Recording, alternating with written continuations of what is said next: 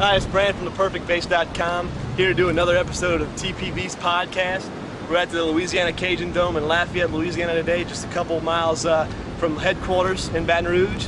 And we're here to interview possibly the biggest live rock band on tour today, Nickelback, and their bass player Mike Kroeger.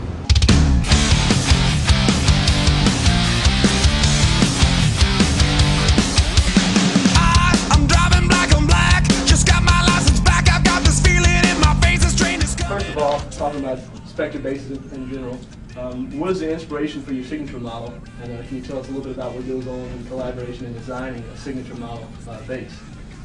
First of all, what goes into designing it is just pretty much anything you want. Almost anything, you know, anything that's possible they would do for me. Sky's the limit. Yeah, they would do anything for me, and I just wanted something simple because I haven't really seen enough just a straight up black bass, all black, everything.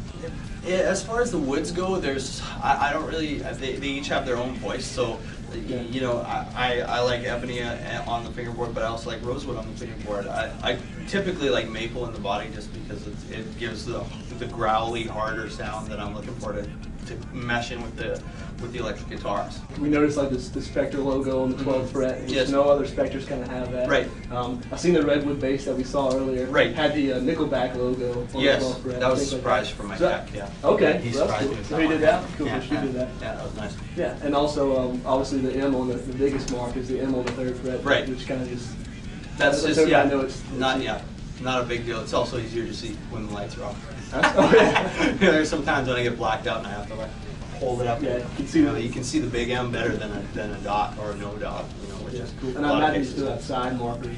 I do have side markers, yeah. You know, we have a lot of customers that ask questions about body weight. I'm curious about body weight. I find that if the bass is too light, it sounds like. Fair enough. Yeah. I find tone is directly relative to the weight that's hanging on you. Thicker, heavier bass, thicker, heavier sound. I want a brand new house on an episode of Cribs and a bathroom I can play baseball. Can you explain us a little bit about how those EMG pickups help to work with your sound? And we always talk EMG pickups in general. Have you tried anything else? No. I have such a good relationship with EMG that if they can't bring me something I like, I guess I would look, but we haven't had that problem. Talking about the signature bass, it is an American-made Spectre. Now we know the one that you produce for the public is a Korean-made model that's obviously based off of what the specs are on the American-made one.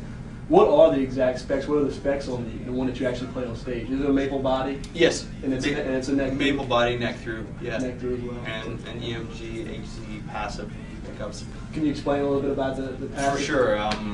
You know what made us go passive was when you're in close contact with your sound man, which I am. He doesn't really want a lot of stuff dumped into the tone when it goes out to him. He can take the colored signal that comes out of the box, out of the bass amp, and that can be the character tone.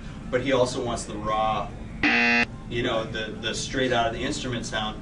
But what happens when you get a big active preamp, you know, onboard preamp and active pickups is there's all kinds of additional frequencies getting loaded in that aren't really occurring. You know, they're more transient stuff. It's getting pushed, and it makes it harder to mix.